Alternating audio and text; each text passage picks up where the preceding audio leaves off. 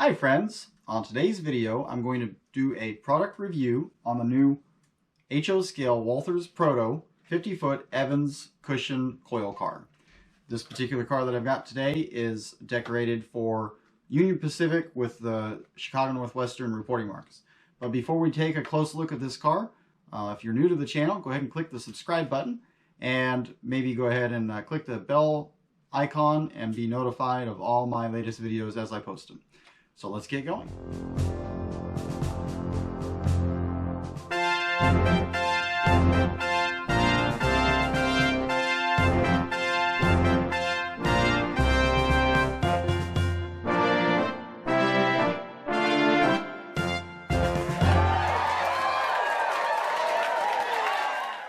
Alright, so we have the pretty typical Walthers Proto box.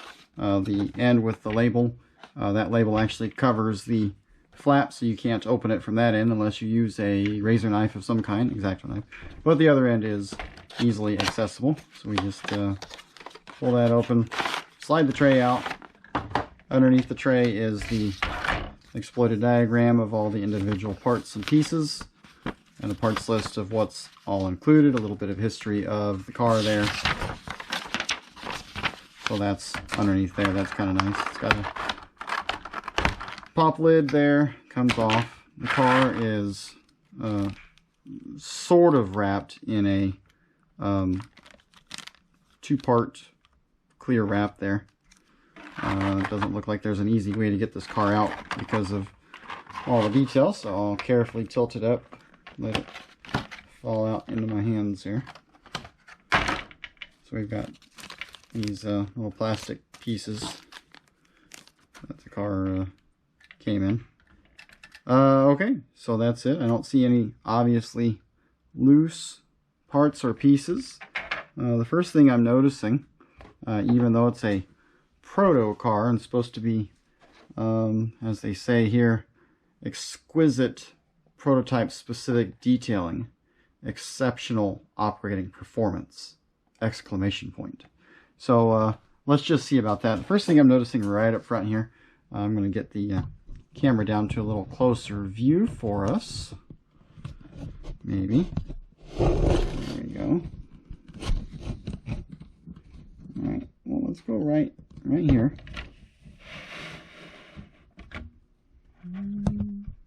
I don't know if you can tell. There, it looks kind of maybe a little blurry. But anyways, no coupler cut bars. No uncoupling bars there. That's on either side, no uncoupling bars. Okay, so that's numero uno there. But the see-through metal, or the see-through walkway, I assume it's etched metal, on the perimeter of the car frame there. And that's a nice touch. I like being able to have see-through parts. Let's see. What else can I tell you here? The hand railing on the hoods, those are pretty nice. Move the camera back a little bit there for us. I don't see any obvious imperfections in the paint or the lettering. It's nice and crisp and clear. The little stuff along the side frame there is all very nice.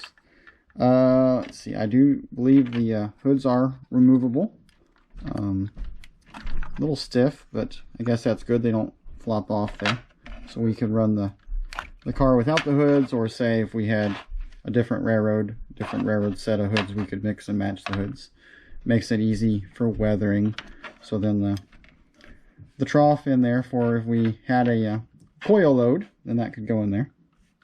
So we have a separately applied grab iron, both right there and right there. But it looks like the stirrup step is possibly, yeah, the stirrup step is molded on. So it's molded on. It's still nicely detailed. There's some rivet detail in there for the rivet counters.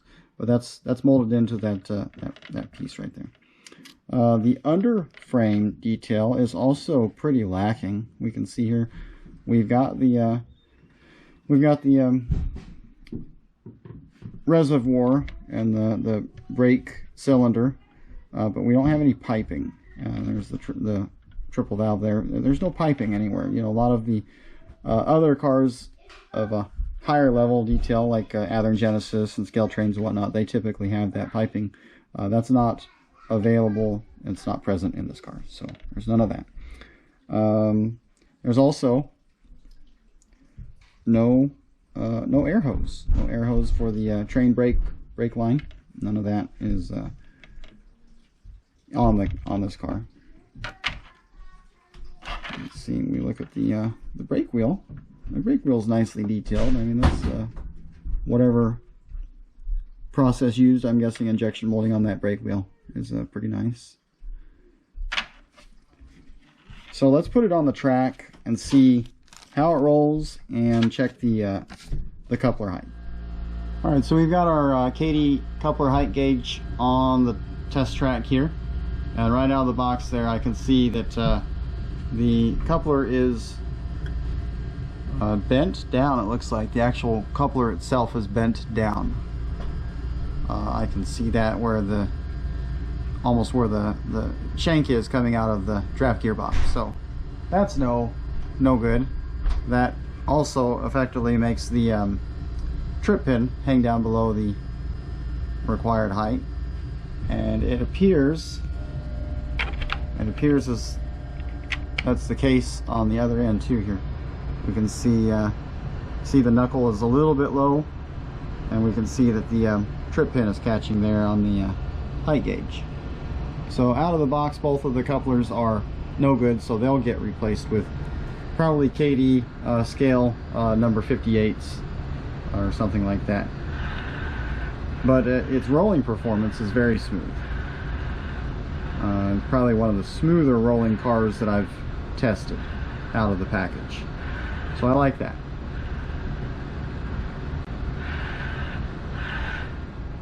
Alright, so I've got my scale ruler out here, and if I line that up on the left side here with the knuckle on that side, knuckle to knuckle, it's about 59 scale feet.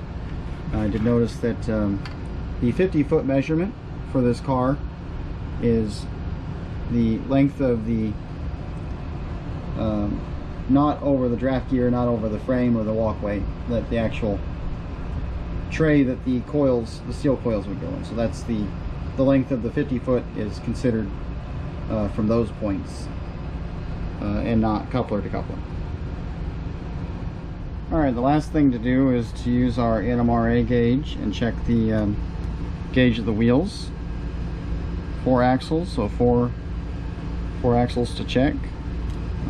The way you do that is you gently place the section of the gauge that is stamped with the word wheels.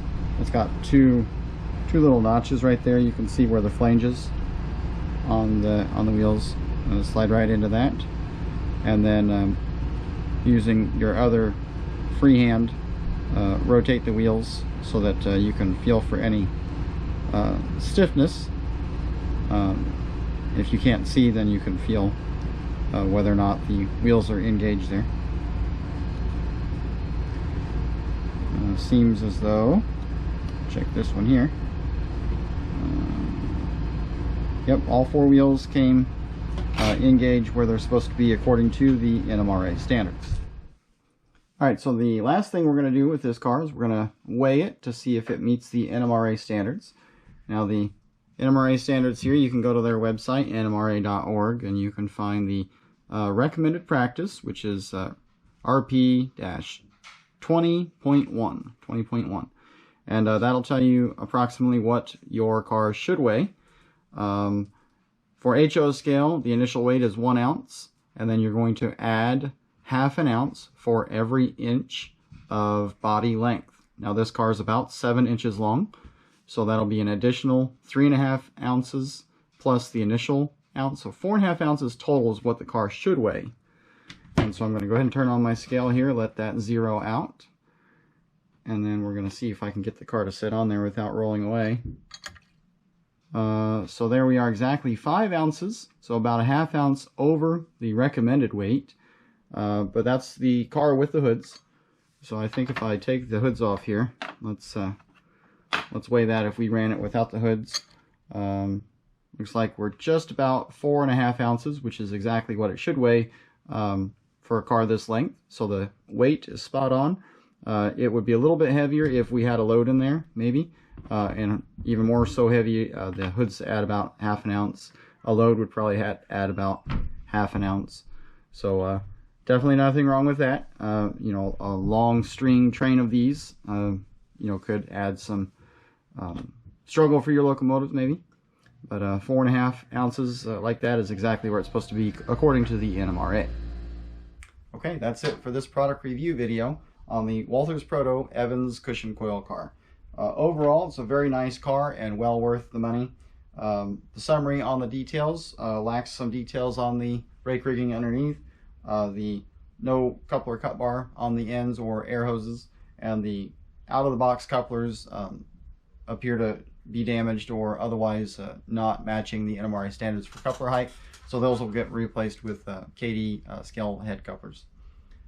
If you're happy with this video, go ahead and give me a thumbs up. You want to check out what we normally do at my friend Lee's house on Wednesday night, check out this video right here. And if you want to see another product review that I did recently, check out this video right here. See you guys on the next show.